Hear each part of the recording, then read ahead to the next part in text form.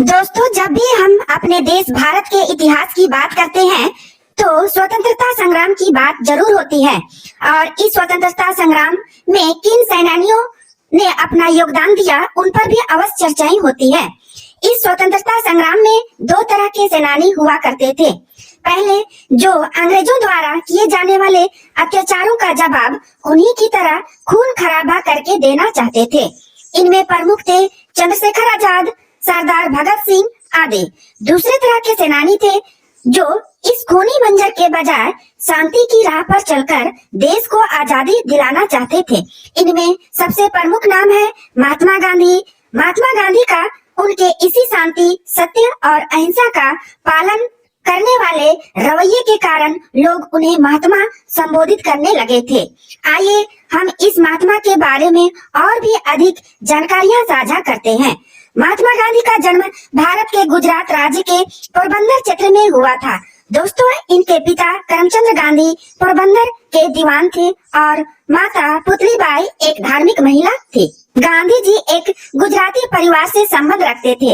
इनकी पत्नी का नाम कस्तूरबा गांधी था। महात्मा गांधी जी के 4 बेटे थे, हरिलाल, मणिलाल, रामदास और देवदास। गांधी जी का प्रारंभिक जीवन। गांधी जी के जीवन में उनकी माता बहुत अधिक प्रभाव रहा। उनका विवाह 13 वर्ष की उम्र में हो गया था। उस समय कस्तूरबा 14 वर्ष की थी। नवंबर सन 1887 में उन्होंने अपनी मैट्रिक की परीक्षा उत्तीर्ण कर ली थी। जनवरी सन 1888 में उन्होंने भावनानगर के श्यामदास कॉलेज में दाखिला लिया था और यहाँ से डिग्री प्राप्त की। इसके बाद वे लंदन गए और वहाँ से बैरिस्टर बनकर लौटे। महात्मा गांधी जी ने सन 1894 में किसी कानूनी विवाद के संबंध में गांधी जी दक्षिण अफ्रीका गए थे और वहाँ होने वाले अन्याय के खिलाफ अवज्ञा आंदोलन चलाया और इसके पूर्ण होने के बाद भारत लौटे। सन 1916 में गांधी जी ने दक्षिण अफ्रीका से भारत वापस लौटे और फिर हमारे देश की आजादी के लिए अपने कदम उठाना शुरू किया। सन 1920 में कांग्रेस लीडर बाल गंगाधर तिलक की मृत्यु के बाद गांधी जी ही अंग्रेज के मार्गदर्शक थे। सन 1914 से 1919 के बीच जो प्रथम विश्व युद्ध हुआ था, उसमें गांधी जी ने ब्रिटिश सरकार को इस शर्त पर पूर्ण सहयोग दिया कि इसके बाद वे भारत को आजाद कर देंगे। परंतु जब अंग्रेजों ने ऐसा नहीं किया तो फिर गांधी जी ने देश को आजादी दिलाने के लिए बहुत से आंदोलन चलाए।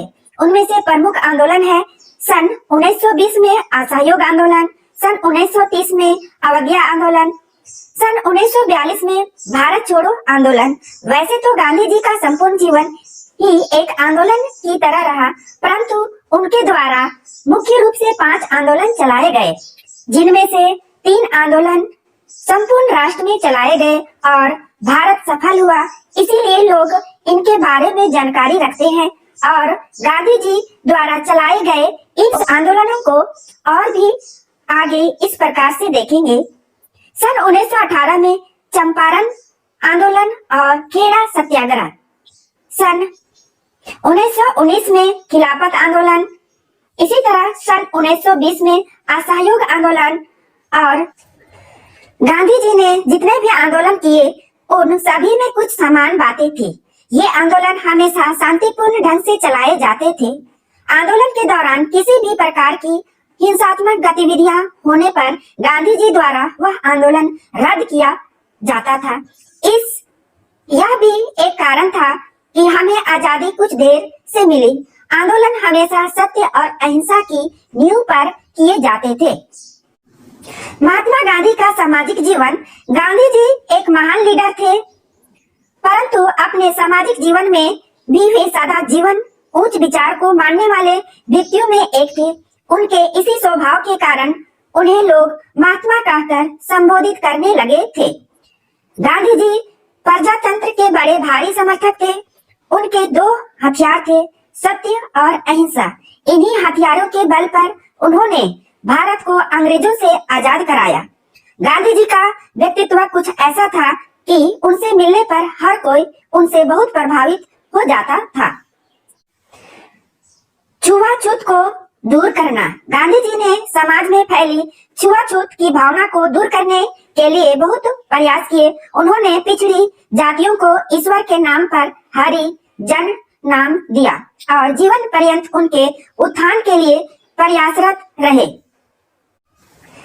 महात्मा गांधी जी ने 30 जनवरी सन 1948 को नाथूराम गोडसे द्वारा गोली मारकर महात्मा गांधी की हत्या कर दी गई थी। उन्हें 3 गोलियां मारी गई थी और उनके मुंह से निकले अंतिम शब्द थे, हे राम। उनकी मृत्यु के बाद दिल्ली में राजघाट पर उनका समाधि स्थल बनाया गया। महात्मा गांधी जी ने 79 साल की उम्र में वे सभी देशवासियों को अलविदा कहकर चले गए। दोस्तों, जानकारी अच्छी लगी तो चैनल को सब्सक्राइब कर देंगे ताकि इसी तरह नए नए जानकारी आपको मिलते रहे। थैंक यू दोस्तों।